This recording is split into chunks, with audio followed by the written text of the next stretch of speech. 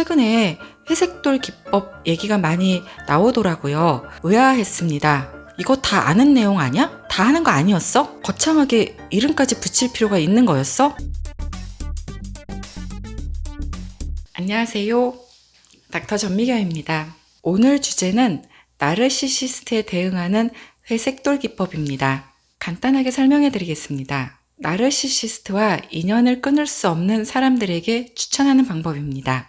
쉽습니다. 나르시시스트가 어떤 말이나 행동을 해도 길가의 돌멩이처럼 무반응 상태로 일관하라는 겁니다. 그 어떤 리액션도 해주지 말라는 거죠. 감정도 내보이지 말고요. 논쟁도 하지 말라는 거죠. 나에 대한 설명이나 변명도 하지 말라는 겁니다. 즉, 나르시시스트에게 재미없는 지루한 존재가 되라는 의미입니다. 그래야만 나르시시스트가 관심을 덜 준다는 거죠. 왜냐하면 나르시시스트들은 상대방의 반응을 통해서 자신의 존재와 능력을 확인받거든요. 그들은 내면이 공허하거든요. 자기 혼자 있을 수가 없는 사람들이라서요. 끊임없이 주변 사람들을 착취하면서 삽니다. 감정이든 돈이든 시간이든 노력이든 외부로부터 자신의 삶의 에너지를 쥐어짜서 공급을 받아야 하는데요. 이 공급원 역할을 하지 말라는 거죠. 나르시시스트에 대해 개념이 확실한 서구 사회에서 많이 알려져 있고요. 구글에 그레이락 테크닉 혹은 그레이락 메소드 이리 치면 정말 많은 내용들이 나옵니다. 한국에서도 요새 나르시시스트에 대한 개념이 널리 알려지면서 많은 유튜버들이 소개하고 있습니다. 저는 이 회색돌 기법을 20대 중반부터 잘 활용했고요. 그 덕을 톡톡히 봤습니다. 최근에 회색돌 기법 얘기가 많이 나오더라고요. 의아했습니다. 이거 다 아는 내용 아니야? 남들도 다 하는 거 아니었어? 거창하게 이름까지 붙일 필요가 있는 거였어? 이리 생각했는데요. 관련 유튜브 영상들 찾아보면서 댓글 보고 놀랐습니다. 많은 분들이 이 회색돌 기법을 잘 몰라서 나르시시스트의 먹잇감이 되고 있더라고요. 자, 오늘은 이 회색돌 기법을 잘 활용한 제 개인적인 썰을 풀어드리면서 영상 시작하겠습니다. 때는 바야흐로 제 나이 20대 중반이었고요. 인턴 시절이었습니다. 학생 때는 잘 몰랐는데 병원 생활하면서 제 선배 한 명이 전형적인 나르시시스트임을 병원의 전 인턴들이 알게 되었습니다. 악질 또라이가 한 명 있었다는 얘기죠. 전형적인 강약 약강인 사람이라서요. 인턴들이나 아랫연차는 쥐잡듯이 잡아대고요. 교수들에게는 이보다 더 깍듯할 수 없다는 태도를 보이는 사람이었죠. 저는 한 달 동안 해당 과에서 버텨야 되고요. 인턴 점수도 나쁘지 않게 받아야 했고요. 한 달 동안은 그 선배 따까리로 일해야 하는 절대적 약자였던 거죠. 가끔 병동에서 일이 한가할 때가 있으면요. 간호사들이랑 농담도 하고 같이 간식도 나눠 먹고 그러거든요. 일단 그 선배가 그러고 있으면 그 자리에 절대 안 낍니다. 없는 일 찾아서 하면서 피하는 거죠. 어쩌다 할 수 없이 낄 때가 있단 말이에요. 그러면 묵묵히 간식만 주워 먹고 있는 거죠. 그 선배 얘기에 그 어떤 리액션도 안 합니다. 와, 정말요? 진짜 재밌다. 막 이러면서 막 물개박수 치고 막 그래야 하는데 저는 그때 완전한 곰이 됩니다. 속으로 나는 곰이다. 한 마리 둔한 미련 곰탱이다. 이리 생각하면서 눈치 더럽게 없고 재미도 더럽게 없는 곰탱이 한 마리 코스프레 해냈습니다. 그 선배가요. 제가 아무런 리액션을 안 하니 재미가 없는 거예요. 그러니까 대화할 때 티키타카가 전혀 안 되는 사람이라고 인식을 하더라고요. 저에게 별로 말도 안 붙이고요. 그냥 일만 시키더라고요. 바로 제가 바라는 것이 그거였거든요. 근데 여기서 주의사항이 있습니다. 시키는 일은 애를 안 내고 잘해야 하고요. 둔한 곰탱이 코스프레를 하면서 동시에 만만해 보이면 안 됩니다. 강약 약강의 사람이잖아요. 가끔 너가 무슨 짓을 하는지 나는 알고 있다. 이런 메시지도 줘야 합니다. 뭐 이런 거죠. 제가 한참 바쁘게 일하는 중에 자기 개인 심부름을 시키더라고요. 입원 환자 관장 오더가 나서 시술 도구 다 챙겨서 관장하러 가는 상황이었거든요. 야, 편의점 가서 담배 사와라. 이러는 거예요. 보아하니 본인은 바쁘지도 않고요. 저는 지금 바빠 죽겠고요. 담배 정도는 본인이 사와야 하는 거 아닌가요? 짜증이 나는데 그 짜증 꾹 누르고요. 지금 당장 담배가 필요하신 거죠? 이러면서 그 앞에서 보란 듯이 시술도구 다시 처치실에 가져다 놓고요. 간호사들에게 홍길동 환자 간장 조금 이따 할게요. 이리 말합니다. 그러면 간호사들이 인턴 선생님, 홍길동 환자 간장 늦어지면 안 돼요. 다음 검사 스케줄이 있어서 환자 준비시켜서 검사실 내려야 해요. 이러는 거죠.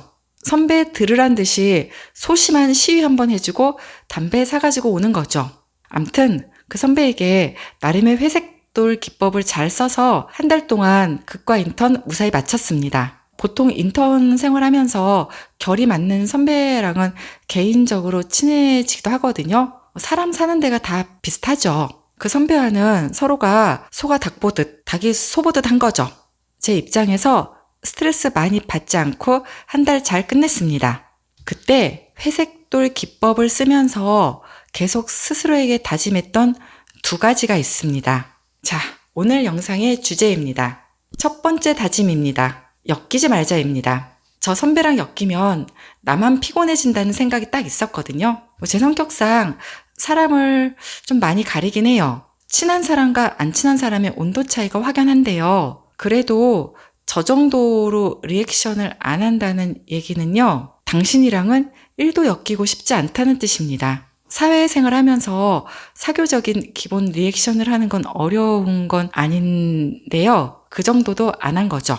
처음 영상에서 회색돌 기법을 소개할 때 나르시시스트와 관계를 끊을 수 없는 사람들을 위한 것이라고 말씀드린 거 기억나시죠? 가장 좋은 것은 그들과 관계를 끊는 겁니다. 그러나 나르시시스트가 가족인 경우는 좀 어렵죠. 관계를 끊을 수 있으면 가장 좋지만 끊지 못하더라도 되도록 엮이지 말아야 합니다. 나르시시스트에게 당하시는 분들의 특징이 뭐냐면요. 돈이든 감정이든 시간이든 엮이지 않아야 하는데 스스로 엮이면서 괴로워하더라고요. 가족이라는 이유로 뭔가 착취를 당하면서요. 가족이기 때문에 상대방을 이해해 보려고 하고요. 나를 상대방에게 이해시키려고 하고요. 그러면서 감정적으로 1차적으로 엮이죠. 부모 자식 관계라면 자주 보지 말고 최소한으로 보면서 엮이지 않아야 하고요. 나쁜 사람이랑 자꾸 엮이는 사람들을 보면요. 관계의 질이라는 것을 고려하지 못하고요. 양만 고려하더라고요. 내 부모가 혹은 내 배우자가 나쁜 사람이라는 것은 잘 안다. 그런데 그마저도 없으면 내가 외롭다. 이러면서 엮인 상태로 지냅니다. 삶의 결핍은 이렇게 두고두고 영향을 미칩니다. 내가 결핍이 있으면 건강하지 못한 인간관계를 끊어내지 못합니다. 또 하는 실수가 나르시시스트에게 잘 보이려고 비위를 맞춥니다. 내가 잘해주면 상대방도 나에게 잘해줄 거라 착각하면서 적극적으로 엮이는 경우죠. 나르시시스트는 절대 타인의 고마움을 모릅니다. 세상 사람들을 2가지 컨셉으로 나누는 사람들이거든요. 첫 번째는 나보다 강하느냐, 약하느냐. 2번째는 나에게 이득이 있느냐, 없느냐로 나뉩니다. 잘 보이려고 애쓰는 사람 니꼬르 나보다 약하고 나에게 이득을 주는 사람이라고 인식을 하죠. 더욱더 이용을 하려고 들죠. 저 선배에게 저는 뭐다? 본인보다 약자이긴 한데 순종적으로 말을 잘 듣는 약자는 아닌 거죠. 그리고 그 선배 입장에서 저는 재미가 별로 없는, 즉 이득이 없는 사람인 거죠. 이해가 되시죠? 스스로 약자 포지션, 그리고 이득이 되는 포지션으로 행동해서 먹잇감이 돼서는 안 된다는 얘기입니다. 2번째 다짐입니다. 상대방을 무시하자입니다. 무시는 2가지 종류가 있습니다. 하나는 나의 인식 범위 밖으로 쳐내는 거고요. 아웃 오브 안중이죠. 또 하나는 상대방을 내 아래로 보는 거죠. 보고 배울 것이 없는 사람이라고 결론을 내는 거죠. 저는 선배에게 2가지 무시를 다 시전했어요. 일단 관심도 없고 친해지고 싶지도 않아서 아웃 오브 안중이기도 하고요. 그런데 직속 상사 같은 위치잖아요. 일정 부분 엮일 수밖에 없고요. 물리적 바운더리 안에는 들어와 있는 상황이었던 거죠. 같이 지내다 보니 소문보다 더 못된 사람이더라고요. 뭐 저딴 인간이 다 있나. 이런 순간들이 꽤 많은 거예요. 하라는 대로 일을 다 끝냈는데요. 네 대가리는 장식이냐? 아무 생각 없이 일을 이렇게 해놨느냐? 이렇게 화를 내는 거예요. 어처구니가 없죠. 본인이 위에서 깨졌단 말이에요. 내리갈굼이라고 들어보셨죠? 본인 아랫연차 레지던트랑 인턴들에게 폐악을 떠는 거 보니 정이 뚝 떨어지는 거예요. 그때 속으로 한 생각이요. 당신이랑 인턴으로 엮여서 진짜 다행이다. 한 달만 버티면 되잖아요. 당신 마누라는 당신 성깔 받아주느라 평생 정말 힘들겠다. 이런 생각하면서 무시했습니다. 이렇게 상대방 무시가 잘 안 되는 분들이 계세요. 이건 내 잘못이 아니다. 상대방의 더러운 성격 때문에 내가 지금 갈굼당하고 있다는 것을 딱 알아야 하거든요.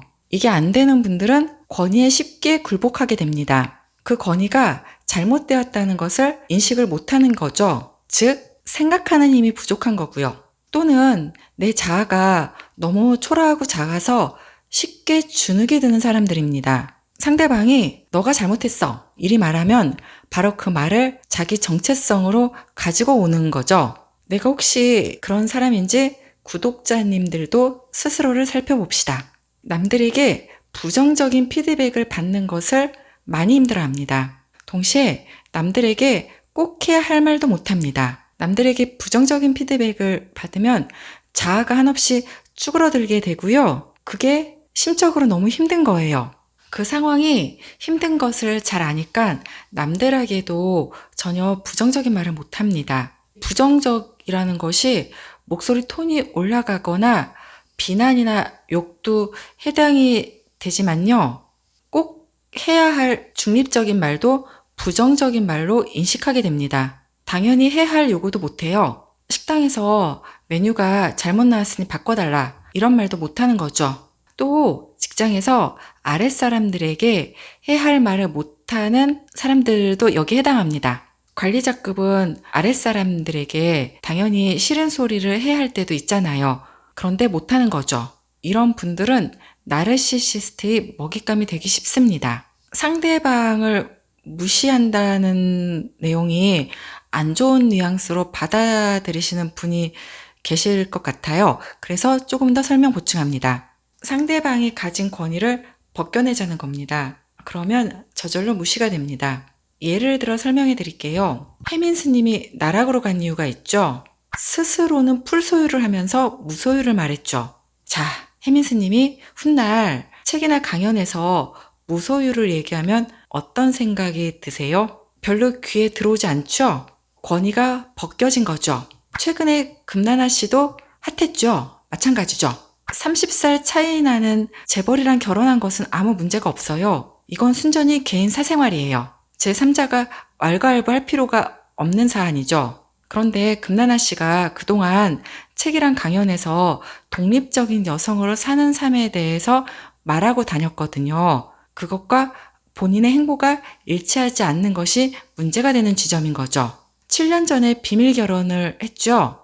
그 이후에도 방송에서 본인의 이상형은 지창욱 씨다. 세포가 반응하는 남자랑 연애를 하고 싶다. 이런 얘기를 하면서 결혼 사실을 숨기고 미혼인 척한 것도 시청자들 입장에서는 어이가 없죠.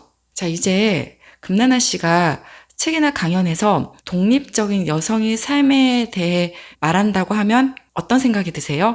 역시 귀에 안 들어오죠. 예로 든 두 사람이 나르시시스트란 얘기가 아니고요. 거짓된 권위를 벗겨내면 상대방이 저절로 무시가 된다는 설명을 하기 위해서 우리가 다 알고 있는 유명인들의 예를 들은 겁니다. 또한 상대방을 무시하게 되면 상대방이 하는 그 어떤 말과 행동도 나에게 영향을 끼치지 못하게 된다는 얘기입니다. 자, 이 두 가지가 되면 인간은 나르시시스트에서 벗어나 자유로운 삶을 살 수가 있습니다. 외래에 오신 어느 분이 시어머니가 나르시시스트라서 그동안 힘들었던 거예요. 15년 넘게 당하고 살다가 어떤 일을 계기로 두 가지를 실천했습니다. 엮이지 말자라고 생각했고 사안이 심각해서 남편도 동의를 했습니다. 본인은 시댁의 왕래를 전혀 안 하고요.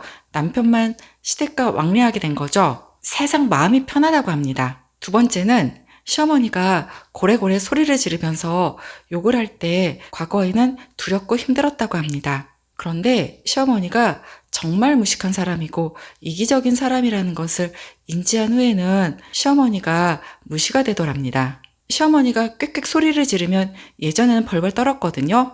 지금은 한 발짝 떨어져서 객관적인 관찰을 할 수 있답니다. 와, 진짜 무식하다. 진짜 몰상식하다. 어른 자격이 없구나. 이러면서요. 이분은 엮이지 말자와 상대방을 무시하자를 통해서 마음의 평화와 인생의 자유를 얻었습니다. 제 책 149페이지 읽어드리면서 영상 정리하겠습니다. K씨라는 가상의 인물과 사연이 앞에 나옵니다. K씨는 지금은 예전처럼 교수가 무섭지 않다고 합니다. 지금은 교수가 화를 내면 속으로 우습다는 생각이 들 정도입니다. 교수가 어떤 행동을 한들 자신의 본질을 흔들 수 없음을 지금은 알기 때문입니다. 또한 교수의 행동이 객관성과 합리성이 없으며 원칙과 상식에서 벗어난 일이라는 것도 알고 있죠. 교수의 행동이 옳지 않으며 잘못된 것임을 알기에 속상하지도 상처받지도 않습니다. 그 다음 구절은 제가 이 책에서 가장 좋아하는 구절입니다. 우리가 굴복해야 하는 건 권력과 그에 따라오는 교만함이 아니고 그 사람이 가지고 있는 가치와 도덕이어야 합니다. 이상 영상 마치겠습니다. 시청해주셔서 감사합니다.